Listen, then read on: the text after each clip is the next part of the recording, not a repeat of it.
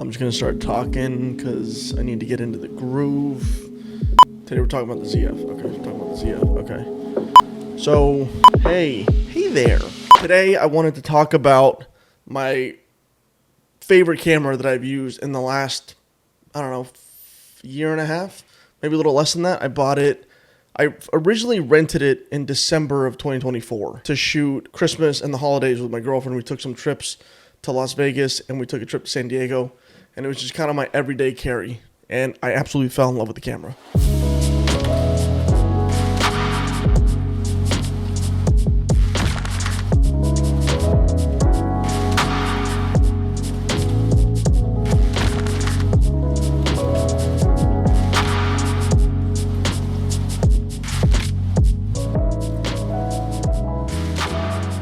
Such a beautiful camera. When I shoot, I want to pick up a camera that kind of inspires me, and I feel like this camera inspires me to shoot. I want to pick up this camera and I want to go take photos. And because this has the retro look, and I added the grip, which I bought on Amazon, which it seems like everybody is adding some kind of a grip.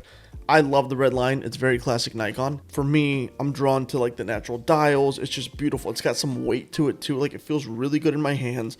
I put the little gold button right here. It has the physical dials, right? And obviously has a beautiful display on the back too, and all the buttons on the back. But with the grip and then the physical buttons, it just gives you that classic Nikon film aesthetic, which I absolutely love. I just love holding this camera, and everyone's always asking if it's film, and it's not. It's just digital. But the look of this camera is absolutely gorgeous, and that's what initially drew me to it. Another thing that I want to talk about with this camera is the autofocus. In the earlier firmware update, or the original firmware that came with the camera, I did notice that the autofocus would miss a lot. It would always hunt, even in like, there were certain shots that were like broad daylight, and it still couldn't figure out what to focus on. I think since the firmware update, the autofocus has gotten significantly better. That's one thing that I noticed right off the bat, that it tends to lock onto the eyes more, and it's way more sticky. And I've also noticed it in the ZR. The ZR has very sticky autofocus. So that's a big thing for me, because I photograph a lot of my nieces and my nephews. I mean, ranging from 2 years old all the way up to 13. And you know, they're kids. They're always running around doing things. So I always want to have autofocus that really locks on, and I can capture those moments. Also, I photograph my dogs. I lost one recently, but the two dogs that I have, I'm always photographing dogs, and it's nice to have autofocus. It's just sticky. So autofocus was a big thing for me. I'm not a big manual focus guy at all. I don't, just the kind of stuff I shoot doesn't allow me to just do manual focus. And the autofocus on the ZF, since it's been updated, to me, I've noticed that it's way stickier and way more reliable. That was actually kind of a concern for me in the very beginning. I realized it wasn't, like, I was having issues with it, and it was getting frustrating. And then once I did the firmware update back in October, I did realize that the autofocus tends to be way better. So I'm happy to report that the autofocus is very good on this camera. The next thing I wanted to talk about was the lens I just picked up. I picked up a 28mm lens because I remember a couple years ago, I rented a Leica Q that comes with a fixed lens. And the lens on that, the focal length was 27mm. And I remember really, really liking that focal length. Like, it was just a sweet spot. It was just something about that focal length that I really enjoyed. So then I got thinking, I was like, why don't I get that lens? Or let's see if they have anything similar for the Nikon. Because this is my everyday carry, I want something a little bit wider. I love the 40. 40mm is great, but sometimes it's a little bit too tight. So I wanted to go back a little bit more and give myself a little more room, but I don't want a zoom lens on this camera. The 28mm is a perfect second lens to get for this camera, or you just get the body only and throw in the 28mm. Because the 28mm is, like, for me personally, it's that perfect focal length to just kind of have as an everyday carry. Right? You're not going to be too wide. You're not going to be too close. You can get multiple people in the frame, and you can just kind of walk around with it. And it's a light setup still, and you can just snap away. The ability to shoot, a big thing for me is I love black and white. I'm always shooting black and white. So the fact that it has a black and white switch you can just kick it over to black and white, take the photos, and then kick it back over to color. And then with the color, another big thing that Nikon is doing that Canon is not doing, which is very frustrating to me, is they're not giving us more control and flexibility over the color looks. I'm at a point now where I'm not shooting to bring photos into Lightroom and edit them and do crazy color stuff. I don't like when I'm shooting personal, family, intimate moments. I just want to be able to take the JPEGs. I shoot JPEG and RAW. So I want to be able to take the JPEGs and just send those out to the family.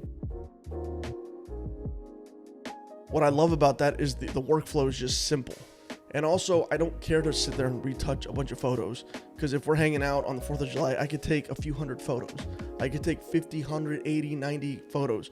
I don't want to go through and work on that in Lightroom. I want to be able to just grab the JPEGs, throw it up onto a link and send that out to the family and let them pick what photos they want. I think that's more important to me, to kind of get the photos out quicker, which is also why I shoot black and white, because black and white, there's no retouching or trying to fix colors and this, that, and the other. It's very, just black and white, send it out. But I do a mix of both, and I always shoot raw, because in the event that I ever want to go back and shoot more or edit more, I can do that. When I first started shooting with it, I was having a really hard time with the physical dials. Coming from an R5, I was always able to adjust the settings that I needed. ISO, f-stop, and shutter speed right there on the back of the camera. But because this camera has physical dials, it took me a minute to figure out or remember which one was which I think it was just a learning curve, but the more you shoot with it, the more comfortable you get with it. So I'm not terribly worried about that now, because I've gotten pretty comfortable with it. I do have my moments where I'm like, what's this, what's that, why isn't this adjusting this way or that way? So I think that's just kind of a learning curve, because physical, film cameras have more physical dials than digital cameras. Once you get used to that, then it's pretty good. The way I travel with my girlfriend is we will just when we road trip it, we just stop somewhere and we just kind of walk around.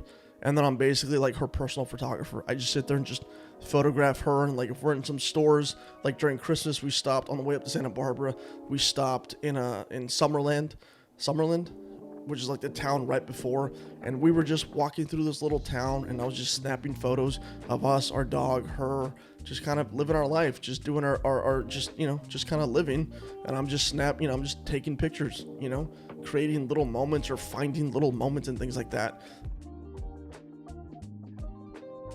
Nikon has also been upgrading the firmware, so we now have digital film grain, kind of like the Fuji cameras, which I'm a sucker for film grain. I absolutely love film grain, but I also got used to just the clean black and white or the clean images without any grain, because I think they both have their place. But if you're going to give me the option to put film grain on my photos in camera, I'm going to take the option, because the film grain is actually pretty damn nice to have. Last thing I will touch on is the color profiles. I think for me, the color profiles in color, when I use it on color, I found a couple presets that I like, or a couple film recipes or color profiles that I like that kind of mimic some film stocks that I've shot, and it just makes my life easier.